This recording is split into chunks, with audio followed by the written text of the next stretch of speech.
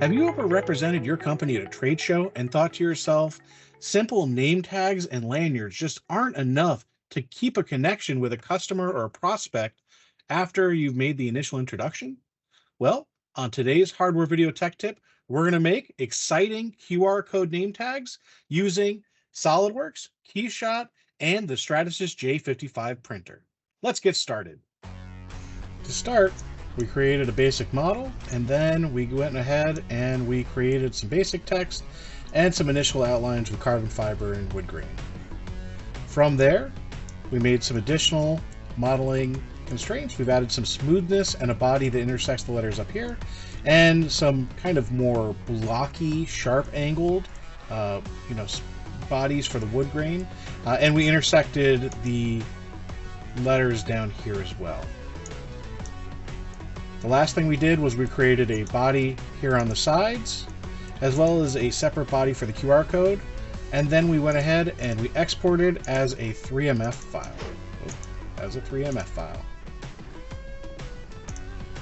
Now from there, we hop over into KeyShot,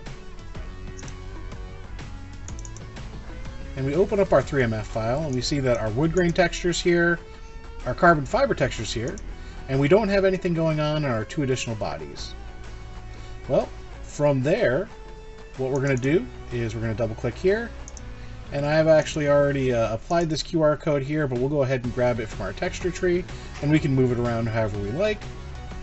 And for our secondary body, we've chosen a really cool looking, kind of blueprint diagram image to go there. Now the last thing we've done here is for the wood grain body. If we go over to textures, we have this bump map texture area. And you can see here in my file, it's actually already captured the different textures from the initial file. So if I click and drag and then drop it over here in bump, it gives it another layer of detail. What's going to happen here is as we export this as an additional 3MF file, that file will recognize both the diffuse color layer and the bump map layer, and the J55 in the GrabCAD print software will then recognize that and allow us to do bump displacement mapping. So we'll go ahead and do that. We'll click File, Export 3MF, and we have our file exporting now.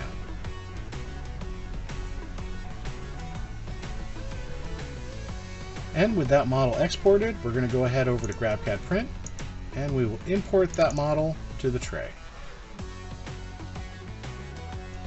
As you can see here, we actually now have a graphical representation of that wood grain texture, which is great, and we can actually control it quite a bit further. So what I'm going to do is flatten it down on the tray, right over here. Then I will grab this body and choose Ultra Clear. I'm actually going to hide that next. And coming around to the side, I'll choose this body right here. I'll move my little bubble there. And you can see here, displacement is now an option. So we have our white point and black point. White point is where it's going up out of the surface. Black point is where it's going down into the surface. And given we have letters that are sitting inside of the other body, the wood grain body, we're going to set our white point to 0. And we're actually going to increase our black point, our distance down into the part, to negative 0.03. So 0.3 of an inch, so 30,000ths of an inch into the part. Now we'll hide that body. And the last thing I'm going to do is select all of these bodies because I want to make them Vero Ultra White. After that, we'll right click, we'll show all of the part. And the last thing I'll do is click Glossy.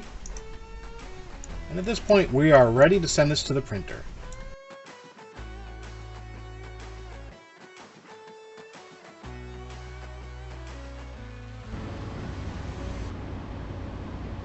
And now, I'm off to East Tech.